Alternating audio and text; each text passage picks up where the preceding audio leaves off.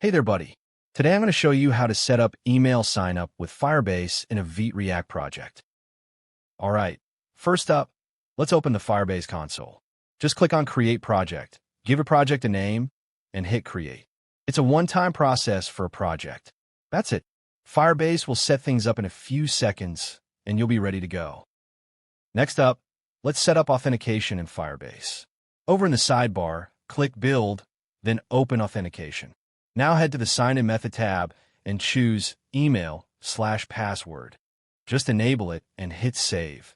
And that's all you need to let people sign up with their email. Okay, the next step is to connect our React app to Firebase. Just click the gear icon next to Project Overview and open Project Settings. Look for the web icon, pick it, and enter a name for your app. This can be anything, just to keep it organized. Hit Register, and Firebase will generate all the API info you need. Copy that code. We'll use it soon in our project. All right, now let's jump into our Vite React project in VS Code.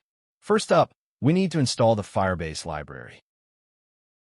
Next, inside the SRC folder, let's create a new file called firebase.js.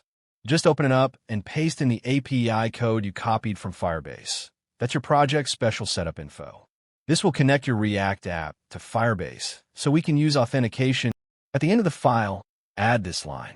This way, we create a single auth object we can reuse anywhere in the app. Oh, and don't forget to import getAuth at the top like this. Inside the SRC folder, create a new folder called Components. Inside that, create a file named signup.jsx. This will be our signup page component where all the signup logic and UI will live. For the signup page UI, I'm using a ready-made component from UIverse to keep things simple and clean. But hey, you don't have to use the same one. Feel free to build your own UI or style it however you like. All right, I just copied and pasted the signup page code into signup.jsx, but heads up, it uses the styled components library for styling. So let's install that next. Just run this command in your terminal.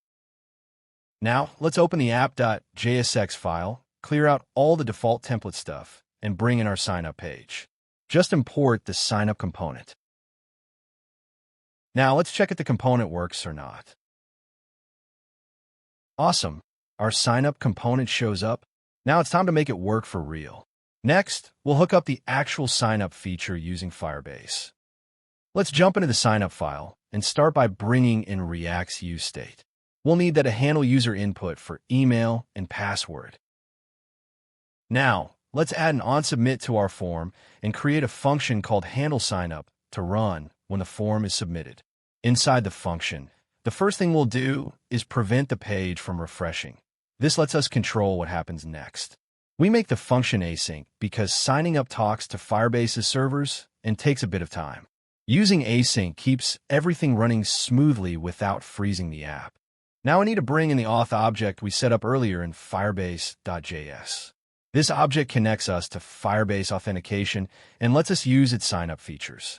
We'll import it right here at the top of our signup component, so we can call Firebase to create new users. For actually signing up a user, I recommend visiting Firebase's official docs. Just go to Authentication, pick the web setup, and scroll to the Sign Up New User section.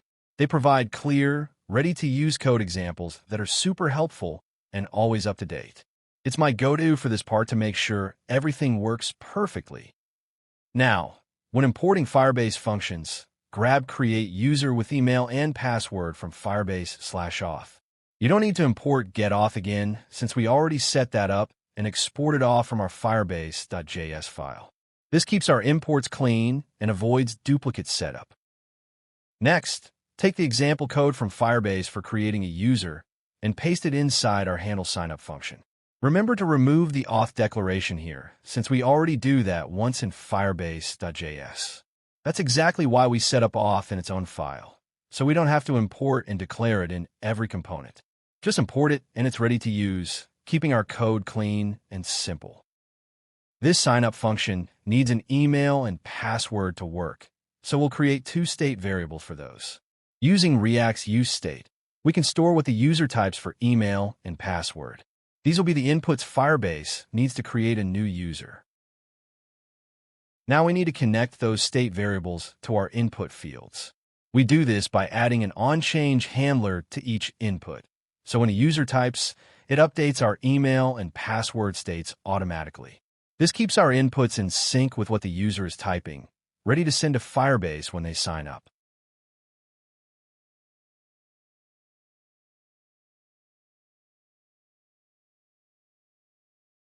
Since our signup function is async, we'll use await when calling Firebase's create user function to wait for it to finish. After it runs, we'll add alerts to let us know if the signup was successful or if something went wrong. This way, users get clear feedback on what's happening. And that's it, we're done. Now when you try signing up, you'll see a success alert if all goes well. Plus, you can check your Firebase console to see the new user ID appear, proof that it's working perfectly. That's all for today's tutorial. Thanks for watching.